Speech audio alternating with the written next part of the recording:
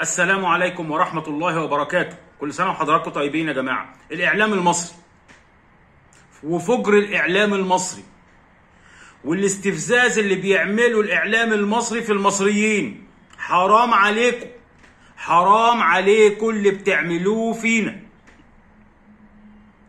جايب لك طابور طويل عريض ومسلط عليه الضوء بشكل رهيب، كل المواقع وكل القنوات وكل بطابور مستني عشان يشتري عربية BMW، وكأن هم دول المصريين، هم دول المصريين اللي واقفين يشتروا، بيتزاحموا وواقفين طابور، مش على عيش ولا على فينو ولا على لحمة ولا على سمنة ولا على زيت، لا ده واقفين عشان كل واحد بيتسابق عشان يشتري عربية BMW ب4.5 مليون جنيه،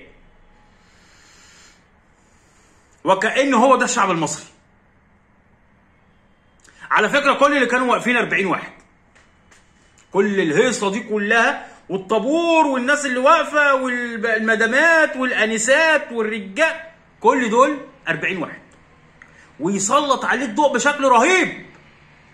هو ده الإعلام المصري، الإعلام المصري المستفز. جايبين ولد عملوه نجم مجتمع، وكل حكايته ان هو كان رايح محل الكشري بلبس البلديه اللي هو بتاع عامل النظافه وراحوا طاردينه، ادي كل الحكايه، بقى نجم مجتمع. متصور اول امبارح وهو راكب، المذيع بيعمل معاه حوار وهو الباشا قاعد في العربيه، راكب عربيه تويوتا كرولا موديل 22 ثمنها حوالي 900,000 جنيه. ما سالتوش نفسكم مين اللي بيصرف على الولد ده؟ مين اللي بيصرف عليه؟ مين اللي ماسكه في ايده موبايل ايفون ثمنه تقريبا مش عارف 40,000 جنيه ولا ايه؟ مين اللي بيصرف عليه؟ مين؟ ما سالتوش نفسكم السؤال ده؟ ما سالتوش نفسكم الولد ده من تحت خالص لفوق خالص ليه؟ ويسلطوا عليه الضوء بشكل رهيب برضه. نجم مجتمع ومش عارف يروح عزا مين وفرح مين واحتفال مين وشايف الصحفيين بيجروا وراه، الصحفيين بيجروا وراه عشان كانه نجم، بقى نجم مجتمع. يعني لو واحد جاي من بره يقول له واستضافه يقول له حضرتك مين؟ يقول له انا اللي اتطردت من محل الكشري. هو ده بقى نجم مجتمع. طب مين اللي بيصرف عليه؟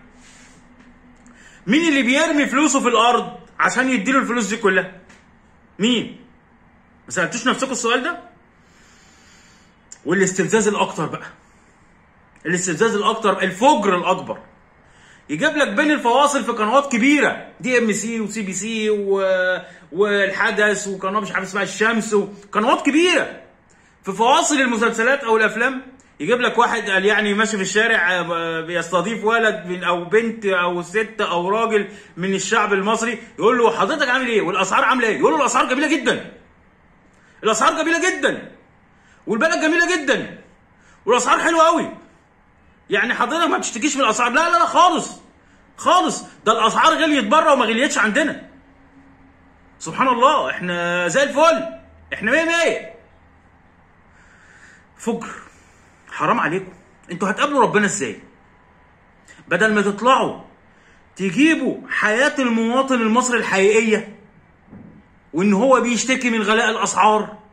حرام عليكم، حرام عليكم، ده الاسعار بقت تزيد كل ساعتين، كل ساعتين. انت لو نزلت الساعه 12 الظهر تجيب حاجه ونزلت الساعه 11 بالليل ولا 10 بالليل تجيبها تلاقيها غليت جنيه وجنيه ونص و2 جنيه. وهو حد يقول لي ايه يعني يا عم انت بتتكلم في كده؟ ما هو 2 جنيه على 2 جنيه على 2 جنيه غلاء. شوف يعملوا في الاخر كام كل ساعتين. حرام عليكم. رئيس الوزراء طالع بتصريح بيعترف، بيقول حقيقي الاسعار مبالغ فيها يا جماعه، كده ما ينفعش.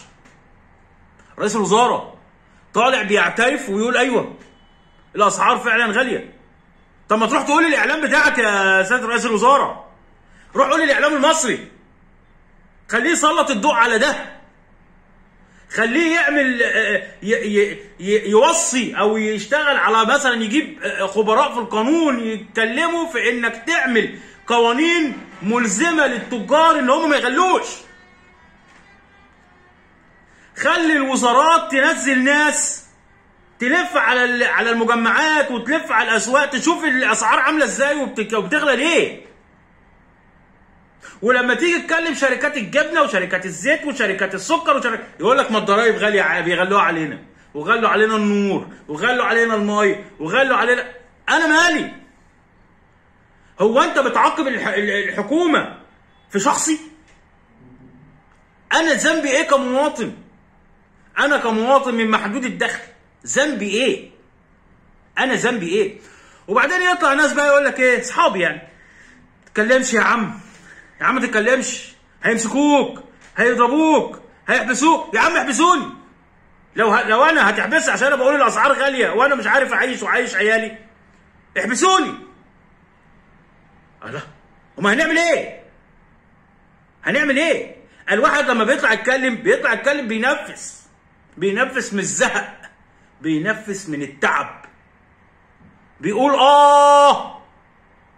كفايه، شوفوا لكم حل، حرام عليكم. الاعلام المصري حرام عليكم، اتقوا الله في المصريين. وهفضل اعمل فيديوهات واقول الاسعار غاليه وحكومه فاشله والناس مش عارفه تعيش. يا مصريين، السلام عليكم ورحمه الله وبركاته.